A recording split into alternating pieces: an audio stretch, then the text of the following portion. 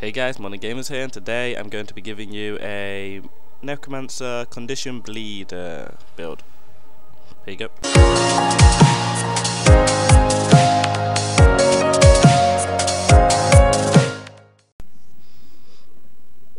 So first of all guys, I hope you like the fact I'm doing this video underwater, because I've never seen it before, so I thought it'd be pretty cool. So what I'm gonna do is I'm gonna give you through the traits that walk you through the traits that you should get, and for the utility skill that you should have. And I ain't actually got the armor myself yet. I know this is a bit thinking me saying what you should get without having it myself, but we'll get to that, and I will get you the gear that you need and everything, and tell you what gear you need to buy and how much it will cost and stuff. So let's talk about the traits. The first thing we do is we go 20 into Spite, 30 into Causes, 10 into Death Magic, 10 into Blood Magic, and 0 into Soul Reaping. So with the 20 into Spite, first thing we did is got Signet recharge 20% faster. This is good because we are going to be using a Signet. I need to change some of these, I'll change them in a sec. We are going to be using 2 Signets with this build, so we want them to come back faster. And the second one is activating the Signet gives you 3 stacks of Might as well, and the Might's going to allow you to do more condition damage. There is another thing you can get instead of this, but I'll take you through that when we get there. In Causes, the reason why we're going to 30 into Causes is because it gives us precision, which will increase our condition damage and condition damage, so it will give us more condition damage over time. So yeah, the first one you want to get is Weakening Shroud, which will cast inflicting blood. Sorry, yeah, enfeebling blood when entering Death Shroud. So Death Shroud, when you're in trouble or something, you'll be using that. So and get this to a 20% increased bleeding duration. So our bleeding will be lasting a lot. Whether hemofibula, whatever it's called. Sorry guys, spelling's not the greatest. And then we're going to be going into Lingering Cause, which will condition inflicted by Scepter skills last 33% longer, which is good because we'll be using a Scepter in one of our weapons. So that is also good. So into Death Magic, what you'll want to do is you'll want to go into 10 into it and get Staff Mastery, because Staff is another weapon that we'll be using, so this will also help. And into Blood Magic, you want to do the same and go 10 into it and get this to leave a mark of blood when you dodge. One of the things about this is when you do dodge, it leaves it. I don't think it leaves it in underwater. Let me go to land. Swim, swim, swim, swim. So yeah, when you leave it, it will leave the blood there, and that will inflict bleeding on anyone who walks through it. One thing you've got to know though is the next one will not appear until that one has disappeared, so you cannot put 2 up at the same time. It does have a cooldown time.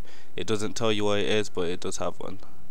So back to the rest of the so now we've gone through that, we're going to go through the skills first.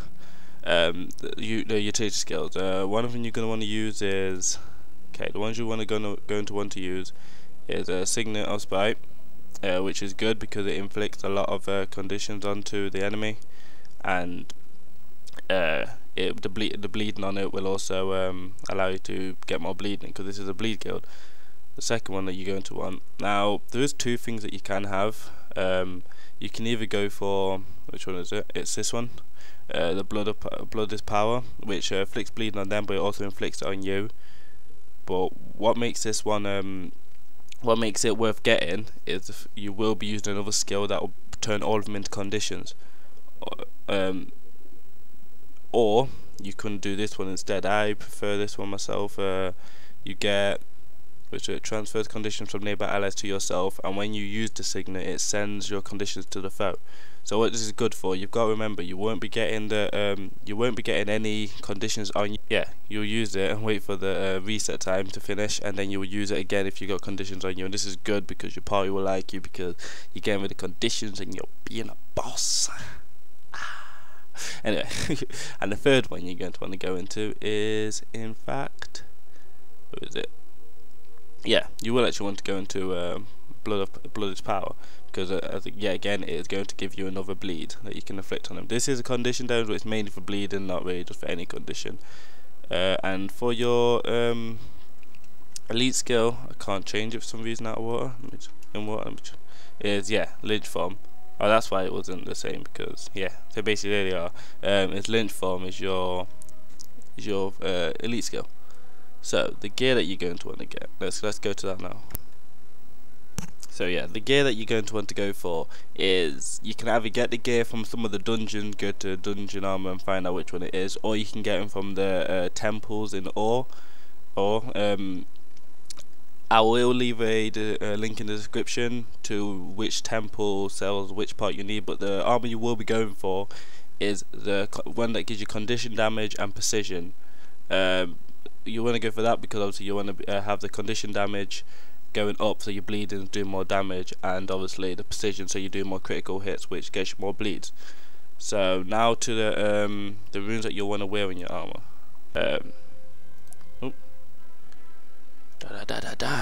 So some of the runes that you will need is runes of the centaur.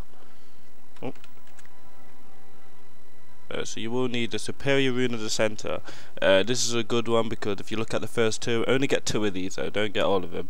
Look at the first 2, it gives you power and bleed duration, and that's one thing you will need. Another one that you will need is the superior rune of the crate. The crate one will also give you, if you look as well, it gives you condition damage and bleed duration, which is actually 2 other things that you will need. And the other one is, you will need 2 superior runes of the afflicted. The afflicted will also give you condition damage and bleed duration, so these will be good ones to have, as it will give you your bleed to last longer. I will be getting these, but obviously I've not got all the gear for my guy yet. And for your weapon, I think it's the Sigil of Earth, is it? I think it's Sigil of Earth you'll need. Oh no, you want the superior Sigil of Earth though. So yeah, you want the superior Sigil of Earth, which will give you 60% critical chance of on critical to inflict bleeding, which is good because as you had in your skills, if you look at your traits,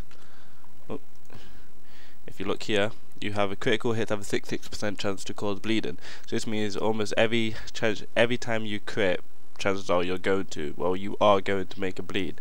So that is where it is also good. And as I said, for the weapons that you will need, you will want in your main hand scepter and dagger. Scepter in your main hand and dagger in your offhand, which will the skills that you'll have is, you say, bleeding. You got 1, 2, 3 skills that cause bleeding, and in your staff you also have a skill that causes bleeding as well. So all in all, this is a good. Obviously you've got other things as well, like chill and poison. You got to remember you've also got duration on your condition damage, so it will last longer even if it's not bleeding, so feel free to let out every condition you have. If there's anything that any ideas that you can give me what I can change on this, please do leave a comment. And thanks for watching, guys. And as well, I will be making more builds out soon. If you tell me what build you would want to see, at the moment I have a warrior, a guardian, a necromancer, and Elementalist. So if there's any kind of build that you want to see for them, let me know as well, and I will be sure to try and get a video out on it if enough people want it. So thanks for watching, guys. See you. Like if you like the video, subscribe for more, and peace.